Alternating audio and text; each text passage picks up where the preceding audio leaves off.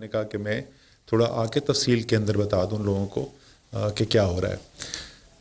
پہلی چیز تو جی پیٹرول اور ڈیزل کی جو قیمتیں ہیں اس کے بارے میں بات کرنا چاہتا ہوں، اور تھوڑا سا میں تفصیل سے بتانا چاہتا ہوں کہ پچھلے چند ماہ کے اندر ہوتا کیا رہا ہے۔ شاید ہمیں یہ پہلے بتانا چاہیے تھا، لیکن چلیں اب میں بتاتا ہوں آپ کو۔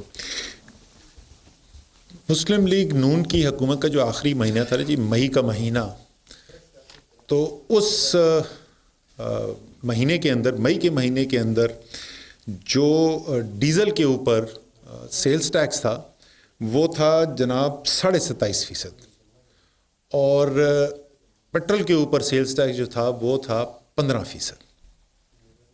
27.5% ڈیزل پہ اور 15% جو ہے وہ پیٹرول کے اوپر تھا۔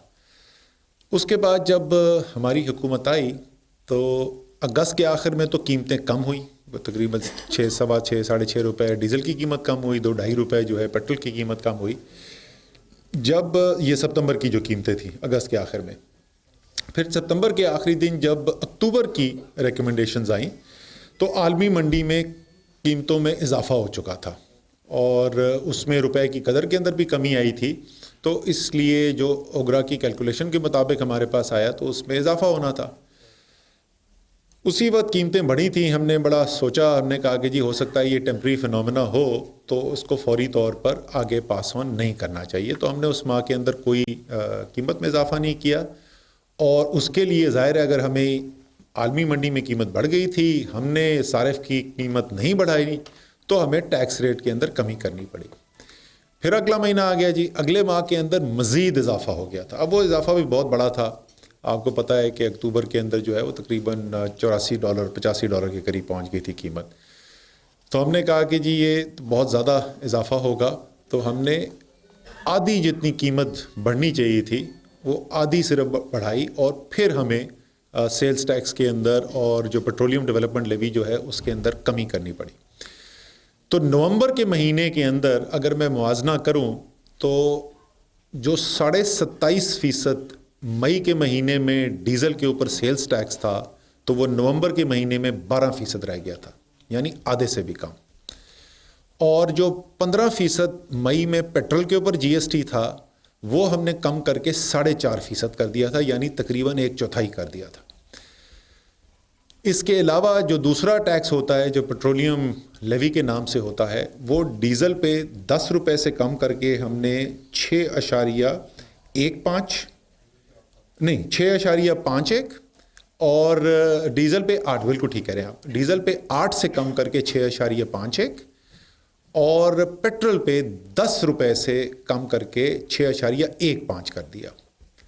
یعنی سیلز ٹیکس میں بھی واضح کمی کی، اور پی ڈی ایل جو ہے پیٹرولیم لیوی جو ہے اس کے اندر بھی کمی کی، اور مقصد یہی تھا کہ قیمتیں کیونکہ بڑھ رہی ہیں ابھی، تو بڑھتی ہوئی قیمتوں کے اندر ٹیکس کم کر کے عوام کے اوپر بوجھ جو ہے وہ اس میں کمی کی جا سکے اور اس کو پاس آن نہ کیا جائے۔ اس کے بعد سے اللہ تعالیٰ کا کرم ہوا، انٹرنیشنل پرائسز جو ہیں وہ نومبر کے مہینے کے اندر کم ہونی شروع ہو گئیں۔ ذرا سا میں یہ بھی بتا دوں آپ کو، میں بڑی تفصیل میں آج بات کرنا چاہتا ہوں کیونکہ یہ ایک ایسی چیز ہے جو ہر ماہ ہوتی ہے، اور عوام کو حق ہے کہ ان کو پتہ ہونا چاہیے کہ یہ معاملات جو ہیں وہ کس طریقے سے طے پاتے ہیں۔ طریقہ کار یہ ہے کہ جو اس ماہ میں، یعنی اگر آج کی میں بات کر لوں تو نومبر کے مہینے میں جو شپ آئی ہیں باہر سے مال لے کے، پیٹرول ڈیزل لے کر آئی ہیں، تو ان کی جو اوسط قیمت بنتی ہے اس مہینے کے جو آئی ہیں ان کی، اس کی بنیاد پہ اگلے مہینے کی قیمت، صارف کے لیے قیمت کا تعین کیا جاتا ہے، جو بات بھی منطقی ہے، جو اس مہینے آئے گا وہ اگلے مہینے بکے گا مال۔ تو پچھلے، اور وہ قیمت جو سیٹ ہوتی ہے وہ اس وقت سیٹ ہوتی ہے جب شپ وہاں سے چلتی ہے۔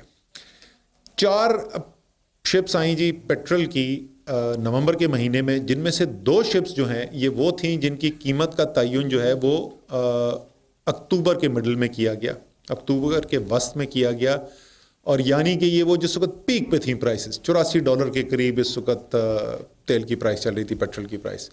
سو وہ اس بنیاد کے اوپر سیٹ ہوئے، اور 2 نومبر کی جو اوائل کے دن تھے ان کی جو پرائس تھی، اوسطاً پرائس جو آئی ہماری وہ $77 آئی، جب نومبر کا مہینہ ختم ہوا ہے تو اس کو $60 کے قریب پرائس ہے، لیکن اس مہینے میں جو پاکستان نے خریدا، کیونکہ وہ اکتوبر سے شپ چلی ہوئی تھیں 2 اور 2 جو ہے نومبر کے شروع میں تھیں، تو وہ $77 کی اوسط آئی.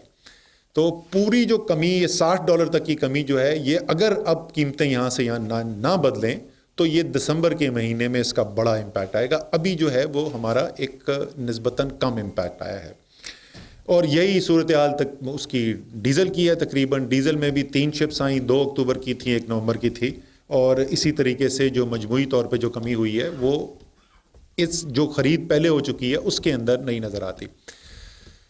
یہ سب کر کے اگر میں ٹیکس لیتا، اور جو خبریں بھی چل رہی تھیں کہ اضافہ کر دیا جائے گا قیمت کے اندر، کچھ لوگوں نے کہا کہ کم سے کم وہی قیمت رکھی جائے گی، تو ہم نے فیصلہ کیا ہے کہ کیونکہ ہمیں آگے نظر آ رہا ہے کہ اور بہتری گنجائش پیدا ہوگی، تو ٹیکس میں ہم تھوڑی تو رد و بدل کر رہے ہیں، لیکن پھر بھی ہم زیادہ تر جو ہے وہ فائدہ جو ہے وہ صارف کو پاس آن کرنا چاہتے.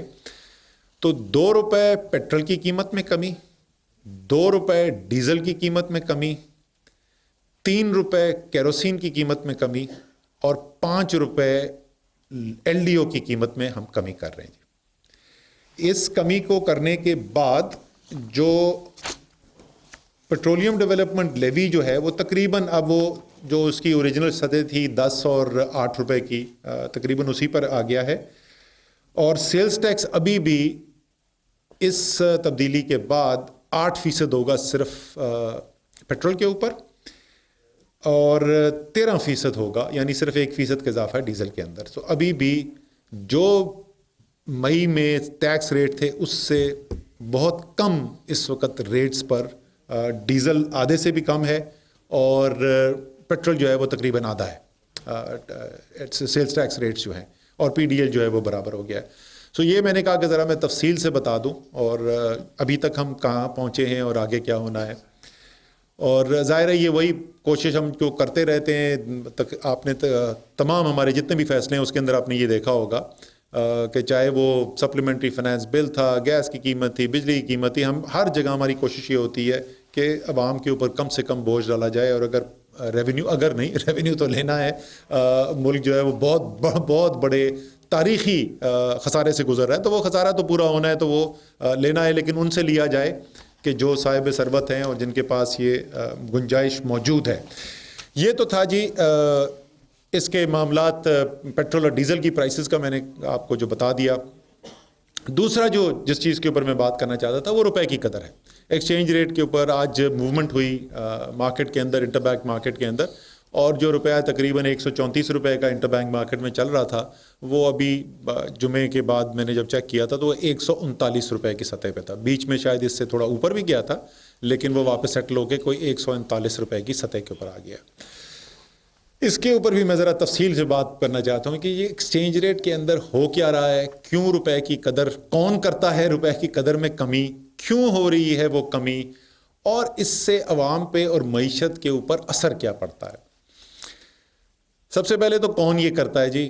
ہمارے نظام کے مطابق یہ اختیار جو ہے مانیٹری پالیسی کا، جو پالیسی ریٹ ہے، انٹرسٹ ریٹ جو ہوتا ہے وہ اس کو سیٹ کرنا اور ایکسچینج ریٹ سیٹ کرنا، یہ سینٹرل بینک کا اختیار ہے، اور سینٹرل بینک ہی یہ فیصلے کر رہا ہے. وہ کر کیوں رہے ہیں؟ کیونکہ وہ تو آ کے عوام کا ووٹ نہیں لے کے آئے، تو ذمہ داری ہماری بنتی ہے کہ ہم آپ کو بتائیں کہ کیوں ہو رہا ہے یہ، وہ کر کیوں رہے ہیں. بنیادی وجہ یہ ہے جی کہ سادہ سی، پچھلا سال جب ختم ہوا تو جیسے میں پہلے کئی دفعہ بتا چکا ہوں، تو آپ کا $19 ارب کا خسارہ تھا کرنٹ اکاؤنٹ کا.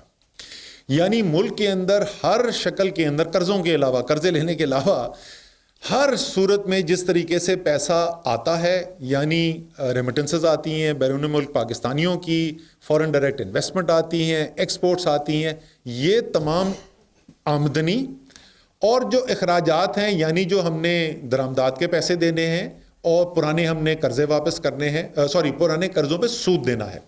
قرضے اس کے اندر کرنٹ اکاؤنٹ ڈیفیسٹ میں نہیں ہوتے، لیکن قرضوں پہ سود اس کے اندر ہوتا ہے. $19 ارب کی وہاں پر کمی ہوئی. $19 ارب کی کمی جب ہوئی تو اس کا نتیجہ کیا نکلا کہ آپ نے اس کے باوجود کہ قرضوں کی بیرونی قرضے جو آپ کے ہیں جو جہاں تک مجھے یاد ہے کوئی 85 ارب ڈالر کے تھے، وہ بڑھ کے 95 ارب ڈالر تک چلے گئے.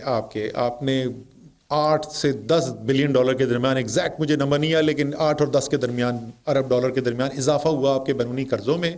اور اس کے باوجود آپ کے جو زر مبادلہ کے ذخائر تھے وہ تیزی سے گر رہے تھے. سادہ سی بات ہے، سپلائی اینڈ ڈیمانڈ کا وہ طریقہ کار ہے. ڈالر کی مانگ زیادہ ہے، طلب زیادہ ہے، سپلائی کم ہو رہی ہے، تو یا تو ڈالر کی قدر کے اندر، روپے کی قدر کے اندر کمی ہوگی، یا ریاست اپنے وسائل استعمال کر کے اپنی طرف سے ڈالر دیتی رہے. اور یہی ریاست کرتی رہی، ڈالر دیتے رہے. کب تک دیں گے؟ اور اس کی قیمت، یہ جو دے رہے ہیں اس کی قیمت کون ادا کرے گا؟ تو آپ نے وہ دیکھا کہ ایکسچینج جو ریزروز ہیں وہ گر کے 8 بلین کیا اس سے بھی نیچے چلے گئے تھے، 7 بلین ڈالرز کے اوپر چلے گئے. اب جو ہے وہ فیصلہ سازوں کے سامنے راستہ کیا ہے کہ یہ ہو کیوں رہا ہے. اچھا اس کے اوپر بھی جائیں، یہ ہو کیوں رہا ہے؟ ہو اس لیے رہا ہے کہ جب آپ روپے کی قدر کو مصنوعی طریقے سے، اس لیے نہیں کہ آپ کی پروڈکٹیوٹی بڑھ گئی تھی، آپ کی معیشت کی پیداواری قوت میں اضافہ ہو گیا تھا، اس کی وجہ سے نہیں، مصنوعی طریقے سے یہ ڈالر خرید کے اسٹیٹ بینک اس کو بیلنس کرتا رہے، تو اس کا نتیجہ کیا ہوتا ہے؟ اس کا نتیجہ یہ ہوتا ہے کہ باہر کی جو مصنوعات ہیں وہ پاکستان کے صارف کے لیے سستی سے سستی ہوتی جا رہی ہے، کیونکہ پاکستان میں تو افراط زیادہ چیزیں مہنگی ہو رہی ہیں، لیکن باہر ڈالر کی آپ نے روپے کی قدر روک کے رکھی ہوئی ہے. نتیجہ کیا نکلا ہے؟ نتیجہ یہ نکلا ہے سبزیاں ہم باہر سے منگا رہے ہیں. ہمارے پاس گندم زیادہ پیدا ہو جاتی ہے، ہم ایکسپورٹ نہیں کر سکتے کہ جی جب تک سبسڈی نہیں دیں گے تو ایکسپورٹ نہیں ہو سکتی. ہماری چینی زیادہ پیدا ہوتی ہے، ہم کہتے ہیں جی چینی ایکسپورٹ نہیں ہو سکتی جب تک سبسڈی نہیں دیں گے. وہ کیوں ہو رہا ہے؟ اس لیے ہو رہا ہے کہ گندم کی قیمت جو آپ کی ہے، جو قیمت ہے وہ انٹرنیشنل مارکیٹ سے زیادہ ہے، چینی کی قیمت وہ انٹرنیشنل مارکیٹ سے زیادہ ہے. جوتے بننے پاکستان میں بند ہو گئے، وہ باٹا سروس جو ہے ان کے بھی میرے خیال میں اب شاید ہی کوئی جہاں پہ جوتے بنتے ہو، سارے باہر سے آنے شروع ہو گئے. ایک سے زیادہ وجوہات ہیں لیکن ایک بڑی وجہ اس کی جو ہے وہ یہ مصنوعی جو روپے کی قدر ہے. آپ نے پیسہ استعمال کیا پاکستان کے ٹیکس پیئر کا اور سبسڈی دی غیر ملکی تاجر صنعتکار کو، اور اپنی آپ نے صنعتکار کے اوپر اور کسان کے اوپر ٹیکس لگا دیا. یہ مصنوعی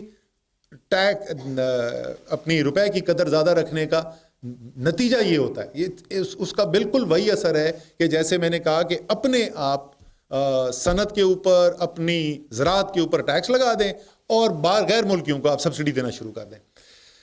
اچھا اس سے دوسرا نتیجہ یہ ہوتا ہے کہ کیونکہ آپ باہر کی چیزوں کی جو اسراف کی چیزیں، اشیاء ہیں، ان کو سبسڈائز کر دیتے ہیں تو ان کی مانگ بڑھ جاتی ہے.